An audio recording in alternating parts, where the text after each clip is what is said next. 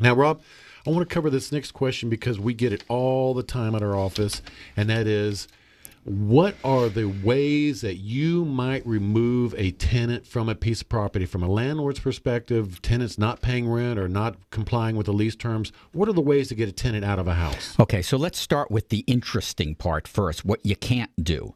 You can't change locks, you can't turn off the utilities, all the things that people always go, gee, if I could only do that, it would be so much easier. All of those things are illegal under Florida law for residential tenancies, so that's not happening. So here are the ways you can do it.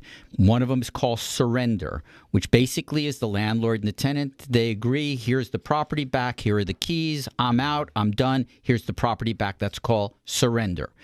The second way is abandonment, meaning the tenant has not paid the rent, the tenant hasn't been seen for half of a rental period, that's usually 15 days, and the landlord has good reason to believe they're gone, meaning somebody saw them pull up a truck to the house and move.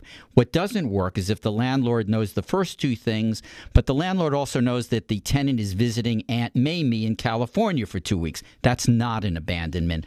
But if, in fact, the tenant hasn't paid the rent, the tenant has been not seen for 15 days, and there's reason to believe they're gone for good, that's an abandonment. That's a return of possession under Florida law. And the final way, which we've talked about the mechanics of with much greater specificity earlier, is the eviction process. Meaning you're going to court and you're getting a court order to kick the tenant out of. That's it. That's correct. 3 ways and 3 ways only. Very good. Thank you, Rob. We appreciate that so much. Now, I want to tell the listeners again that Rob is doing a landlord-tenant workshop.